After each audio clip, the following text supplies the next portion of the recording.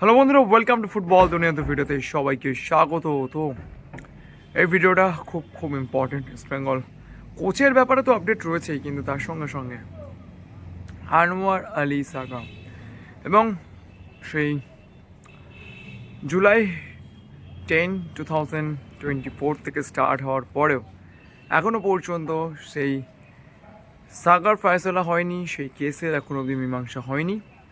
যদিও আনোয়ার আলী খেলছে, যাই হোক সেসব নিয়ে নতুন করে বলার কিছু নেই।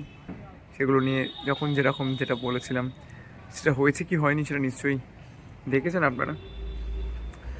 তো এই আনোয়ার আলী কেসটা নিয়ে একটা বলা যায় নতুন দিক খুলে যেতে চলেছে। কালকের 4 অক্টোবর ছিল, সেখানে ইইউ অর্থাৎ ইউরোপিয়ান ইউনিয়নের কোড অফ জাস্টিস, সেখানে একজন ফ্রেঞ্চ প্লেয়ার লাসারা দিয়ারা তার একটি মামলার শুনানি হয়েছে এবং সেই মামলাতে প্লেয়ার তিনি অ্যাপিল করেছিলেন ফিফার যে আরএসটিপি গাইডলাইন্স রয়েছে, অর্থাৎ regulations of status and the transfer of players, তার বেশ কিছু আর্টিকেলস, তার বেশ কিছু রুলস নিয়ে ইউর লেভেল ল ওয়াইজ তিনি ইউরোপিয়ান জাস্টিস কোর্টে একটি লিগ্যাল ব্যাটেল লড়েছেন এবং সেখানে ফিফাকে বলা যায় তাদের যে আরএসটিপি গাইডলাইন্স অর্থাৎ রেগুলেশন অফ প্লেয়ার স্ট্যাটাস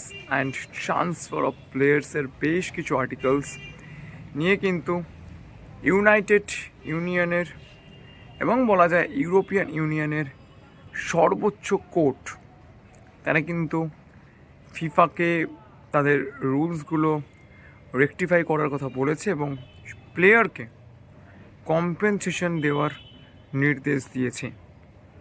তো কী ছিল সেই ব্যাপারটা যদি একটু জিস্ট করে বলি, 2013-14 এই ফ্রেঞ্চ ফর্মার ইন্টারন্যাশনাল প্লেয়ারটি তিনি লোকোমোটিভ মস্কো রাশিয়া ক্লাবে খেলতেন এবং সেখানে তার আরও 3 ইয়ার্সের কন্ট্রাক্ট ছিল। তো তারপরে বেলজিয়ামের প্রো লিগের একটি ক্লাব, আমি ক্লাবটার নাম এই মুহূর্তে মনে করতে পারছি না, তো সেই ক্লাবটি তাকে অফার করে এবং সেই ক্লাব তাকে লোকোমোটিভ মস্কোতে খেলাকালীন তিনি যে টাকাটা পাচ্ছিলেন তার থেকে বেশি টাকা অফার করেন। তো দিয়ারার কাছে তখন দুটো অপশান ছিল, লোকোমোটিভ মস্কোর সঙ্গে মিউচুয়ালি কন্ট্রাক্ট টার্মিনেট করা অথবা ব্রিচ অফ কন্ট্রাক্ট ভেঙে বেরিয়ে যাওয়া।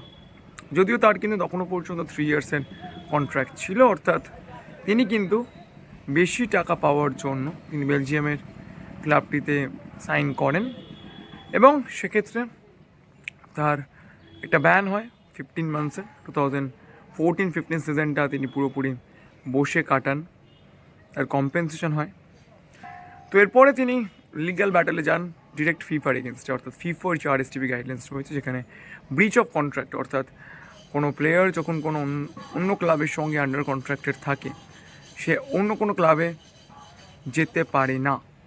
যদিও অ্যাজ পার লেবার ল, সেটা ইন্ডিয়ান লেবার ল হোক বা সেটা ইউরোপিয়ান লেবার ল হোক, সেটা কিন্তু এর পরিপন্থী। তার কারণ লেবার লতে সবসময় যেটা বলা আছে যে কোনো একজন এমপ্লয়ি তার রাইট প্রিজার্ভ করা আছে, অর্থাৎ Indian labour law article 4 wise যেখানে আনোয়ার আলীকে এনওসি দেওয়া হয়েছিল, তারপরে এআইএফএফ এর আরএসটিপি গাইডলাইন্সও আসে। তো সেখানে যেটা বলা হয়েছে যে preserve the right of the employees, যারা এমপ্লয়িজ থাকবেন তাদের রাইট প্রিজার্ভ করা আছে, অর্থাৎ তিনি তার ইচ্ছা মতো যে কোনো জায়গায় খেলতে পারেন এবং তার ফর্মার ক্লাব যেরকম তাকে অন্য কোনো ক্লাব থেকে খেলায় কোনো বাধা সৃষ্টি করতে পারে না, আবার সেই ক্লাব অর্থাৎ আগে তিনি যে ক্লাবে খেলতেন সেই ক্লাব চাইলেও তাকে জোর করে ধরে রাখতে পারে না। তো সেই ওয়াইজ আনোয়ার আলী এনওসি পেয়ে যান, কিন্তু এই যে just and unjust contract termination এই নিয়েই কিন্তু ইউর কোর্ট তারা বলেছে যে কম্পেনসেশন দেওয়ার কথা বলা আছে তার প্লেয়ারকে বা তিনি যে ক্লাবে মুভ করছেন সেই ক্লাবকে, সেইটা লেবার লর পরিপন্থী। এরকমভাবে কোনো দেশে কোনো এমপ্লয়িকে আটকানো যায় না তার পছন্দ মতো জায়গায় কাজ করার থেকে।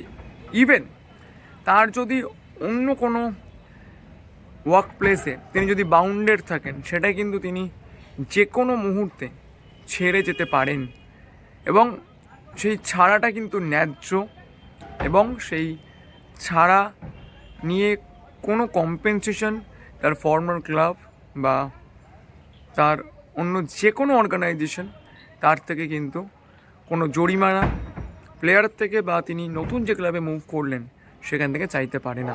আমি আবারও বলছি, এটা কিন্তু আমার কথা না, আমি জানি কমেন্ট বক্সে এখন অনেকে অনেক কথা বলবেন, তো আমি লিঙ্ক দিয়ে দেবো, সেগুলো একটু পড়ে নিও।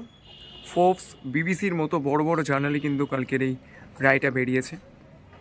তো যারা যারা আনোয়ার আলীর ব্যান বা কম্পেনসেশন নিয়ে এতদিন ধরে বড় বড় চিৎকার করেছেন, তাদেরকে একটা কথা বলবো, লিঙ্কগুলো ডেসক্রিপশন বক্সে থাকবে, একটু দেখে নেবেন যে লেবার ল কী বলছে।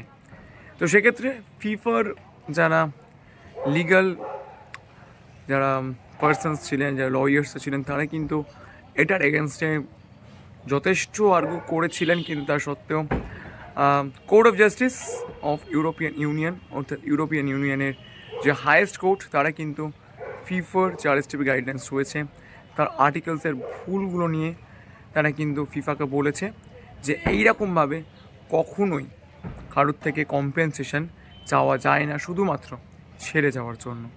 এবার অনেকেই বলতে পারে তারা তো যে কোনো প্লেয়ারই ছেড়ে চলে যাবে। দেখো, সেক্ষেত্রে কিছু বলা যায় না, তার কারণ আপনি যে কান্ট্রিতে রয়েছেন সেই কান্ট্রির রুল কিন্তু আপনাকে মানতেই হবে।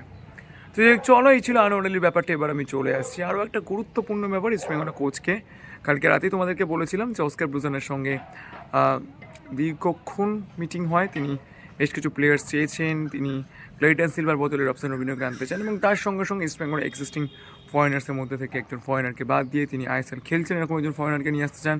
এছাড়াও কিন্তু বাংলাদেশে তিনি কাজ করেছেন এরকম একজন প্লেয়ারকে তিনি চান।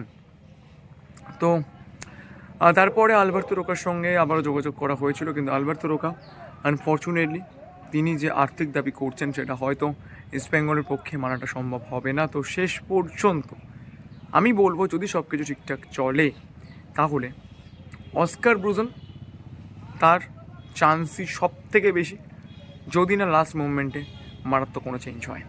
তো চলো, এই আপডেটসগুলো তোমাদের সঙ্গে শেয়ার করেছি। যদি ভিডিওটা ভালো লাইক করে দেওয়ার মনে করে আমি যেটা সাবস্ক্রাইব করতে ভুলে না, কারণ সাবস্ক্রাইব তোমরা সাবস্ক্রাইব করলেই আরও ভালো ভিডিও নোটিফিকেশন পাওয়া যায়। তো চলো, এখন মধ্যে এই পর্যন্ত দেখা হচ্ছে পরের ভিডিওতে।